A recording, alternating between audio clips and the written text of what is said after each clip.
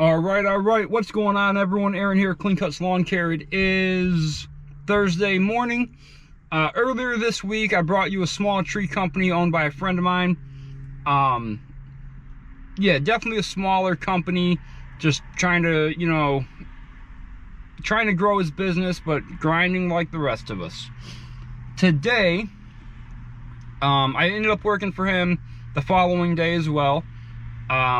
Yesterday didn't work at all. Today I am going to bring you to a much larger tree company, also owned by a friend of mine. This is actually the brother of the company the tree company I was with for the last like four and a half years, before I started my business and left. So no one's here yet, it's just me, but let's take a quick look around. Now this chipper is what he started with. When he started his business, he only had this chipper here and a bucket truck. Which, I mean, it's a decent chipper, but I remember when he started, this would not throw wood chips to the back of the truck, like in the very back, and we would have to get up there. Well, they would, and when I worked with them on certain days, we would have to shovel the chips further back to keep working. He would end up later getting that truck, this trailer that hauls a stump grinder. He didn't have this in the beginning, but he's only been in business about 6 years, I think 6 or 7 years, and you can already tell how far he has came up. He started off with a stand-on loader when he got one, which you guys know I run those and I'm very good at it. He ended up switching over to an Avant 528, which is this. I do not run an Avant loader. I have ran them, and I'll tell you right now, I'm no good at it. He would also end up purchasing this truck.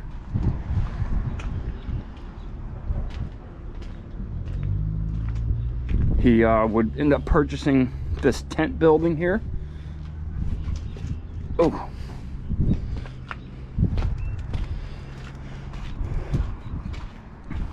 He owns 2 spider lifts. One being I think a 92 footer. I can't tell. So he had this is the first loader he owned, a Ditch Witch. He kept having problems with it, and he would end up switching over to that Avant. So that's an 83 foot spider lift that I believe is very similar to his brother's. And then I want to say this one here is a 92 footer, but yeah, 92 right here.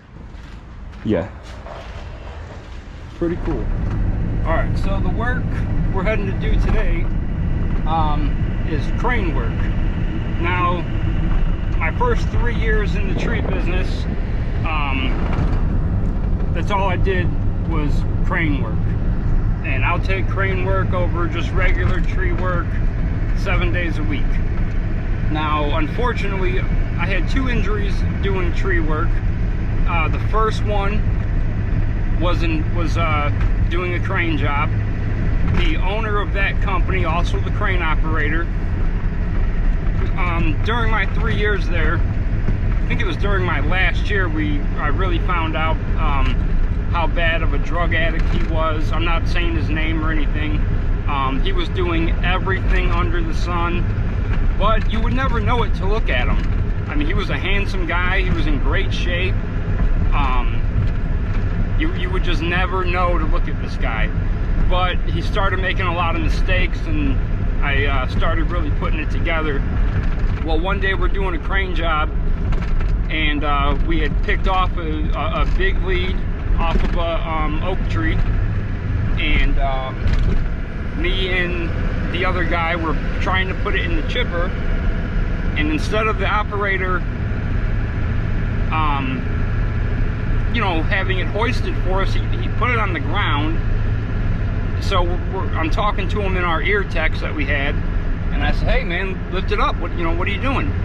So he lifts it up, and we begin to start pushing it into the chipper. And you're not going to just push a big lead into the chipper. You need the crane operator to be working in sync with you. while we're pushing, out of nowhere, he drops this lead down pretty quick, and it lands on top of my foot, right where your foot meets like your shin. And it plants my foot. It was real wet that day. It plants my foot into the ground.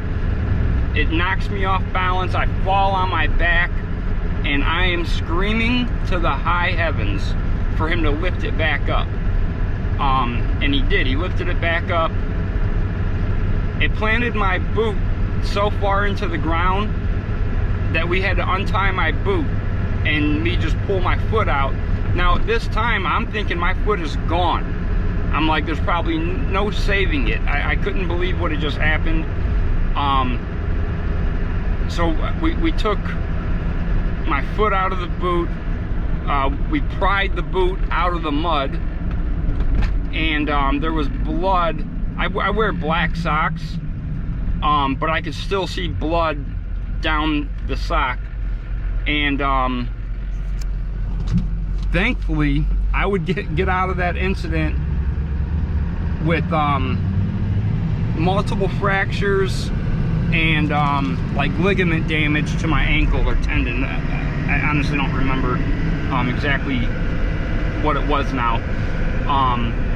So you know, there are a lot of dangers that can come with doing crane work when you have multiple, you know, you have pieces of wood and leads that are thousands and thousands of pounds, you know, in the air. You really got to be careful. The second bad injury I would have would come with pushing logs into a chipper. Sometimes you can do it by yourself. Sometimes, depending on the size of the logs, you can lift the feeder wheel and push the logs in by yourself. This particular time, the logs were too long, so it was both me and the guy I was working with feeding the logs. He was lifting the feeder wheel, I was feeding the logs, and basically 3 mistakes happened simultaneously in the perfect order. And what happened was he lowered the feeder wheel too early onto a log. He lowered it on the basically the top corner of the log. And what happens when you do that is that log will shoot straight up in the air, hitting the top of the chipper, and then it'll slam back down once it's like 2 or 3 more inches into the chipper. So what happened was I pushed that log, he lets the wheel go too early. I know immediately what's gonna happen, but I'm like leaning forward, pushing that log. As soon as I see what he did, I move my hand so it doesn't get smacked between the log and the top of the chipper. But when I moved my hand, I also lost my leverage. So my hand was, like, I was forced basically to put my hand down onto the back of the chipper chute to keep myself from falling. And right when my hand landed is when that log got thrown back down, and it broke my pinky, my ring finger, and you know, fractured my middle finger pretty bad. But I finished the day. I didn't miss any days of work after it happening.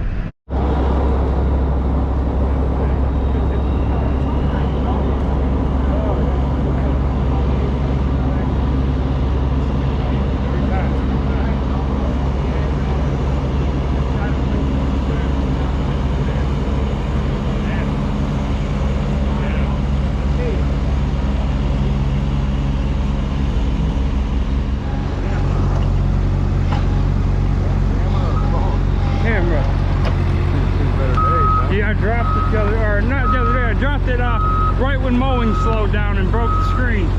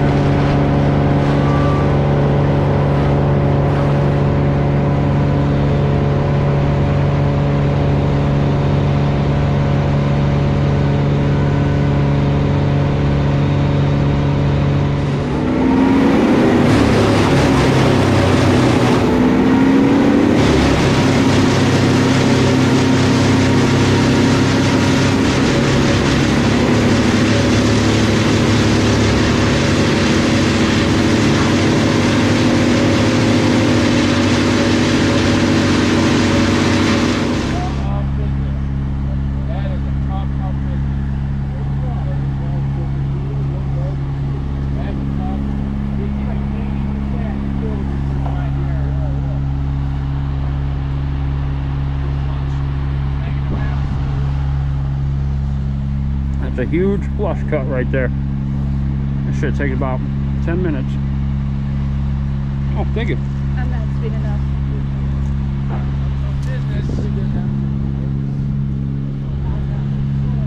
I used to do it, man, when you just like.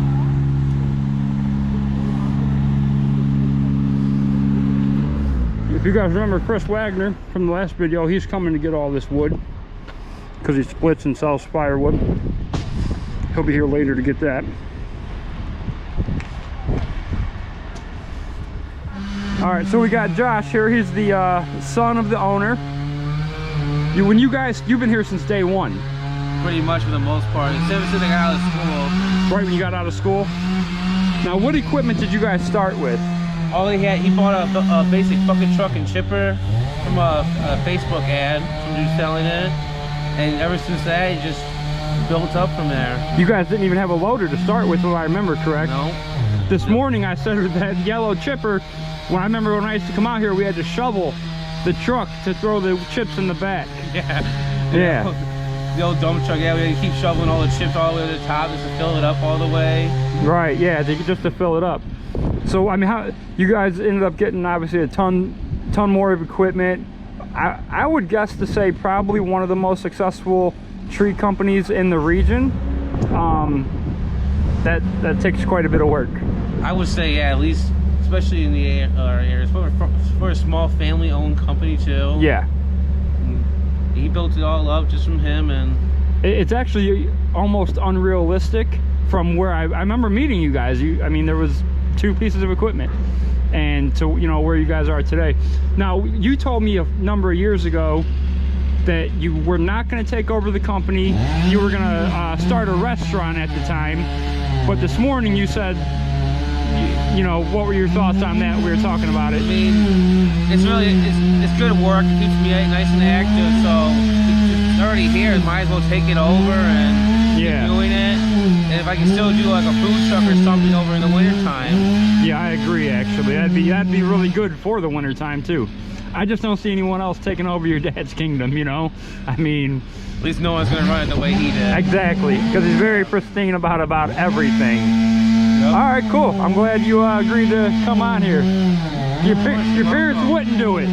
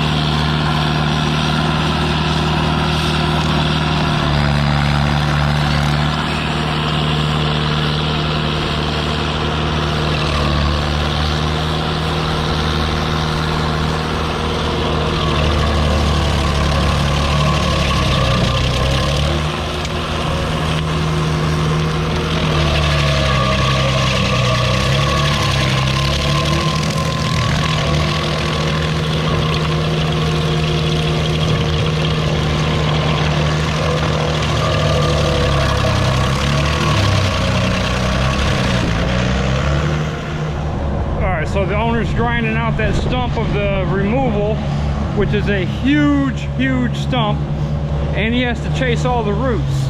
So in order to do that, I mean, you're talking about grinding, say from the complete stump and probably 10 feet in either direction to chase those roots. So now we're doing the last part of the job, which is trimming this tree. And believe it or not, this is the worst part of the job. Much worse than the removal, because we're going to be deadwooding this tree, which means it's going to create a huge mess. And also the machine, you're not going to get everything from one spot. So the machine will be set up here. Once it's done with here, it'll be set up here. Once it's done there, it'll be set up there. And once it's done there, it'll be set up kind of where the chipper is, out in front, in order to, you know, get all the areas. There could even be a fifth spot to set up, depending on what he can reach and what he can't reach.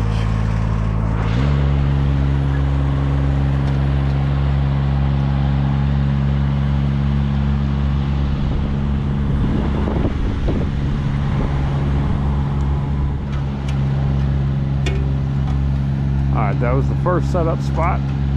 Now got to move clean over there to reach that side. All right, so the day's over. Pretty long day actually. Again, it was that trim in the front yard that, you know, really ate up a lot of time. So like I said, that was the brother of the company that I had worked for all them years prior to starting the business. And if you want to know the difference between this guy and his brother, there's one story I'll tell you that should sum it all up. You know, I worked for that company for about 4.5 years, 4 Christmases. We were promised Carhartt outfits for winter, never got them. We were promised Christmas bonuses every year, never got them.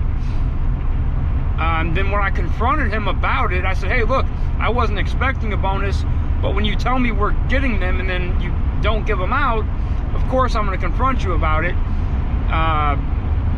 Didn't care. So that last winter that I had worked for him, he shut down after the week before Christmas. And he left for Florida, no bonus, no nothing. So the brother called me and said, hey, do you want to work a few days next week? The week of Christmas. I worked 3 days that next week with him, probably like the 21st, 22nd, and 23rd. In fact, I think that's what it was. So he already knew through my coworker that I got played on the Christmas bonus. And we got done with that 3rd day, and he was shutting down for a couple weeks for Christmas and New Year, and I think he was going on vacation. So that day he handed out paychecks and bonuses to all of his guys, and I knew they were handing out bonuses that day. So we got off work, he paid me, and I tried to get out of there. I didn't want to interrupt, you know, the guys thanking him for their bonuses, and you know, I was trying to be polite. I get to my car. I think it was my car. I get to my car, and he goes, Aaron, get over here. And I'm like, okay. So I go over there, and I go, hey, I don't want to, you know, be in your guys' way. He calls his wife over and says, give me Aaron's. And he hands me an envelope full of money for a Christmas bonus. I had only worked for them maybe 5 days out of the entire year. I tried giving him his money back. I said, man, you know, I really appreciate this, but this isn't your responsibility. You know, I said, you're taking care of your guys. This isn't your responsibility. He goes, I understand it's not, but I'm not letting this shit happen. And that's where I got my Christmas bonus that year. It was unreal, you know. The guy I worked for that was making all that money off of me played me all them years every Christmas. But his brother made sure that last year I got my Christmas bonus out of his pocket. You know, him and his wife.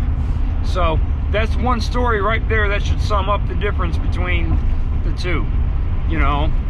So, alright guys, I hope you liked the video. Just wanted to show you a little bit about them. The owners didn't want to talk on camera because they were all dirty from working. They said, next time, let us know you're going to film, and we'll get on camera before we start work. So, we'll see. So, alright guys, if you liked the video, hit like, subscribe to the channel, leave a comment down below, let me know everything I'm doing wrong, and keep the edges clean, boys. I'm out.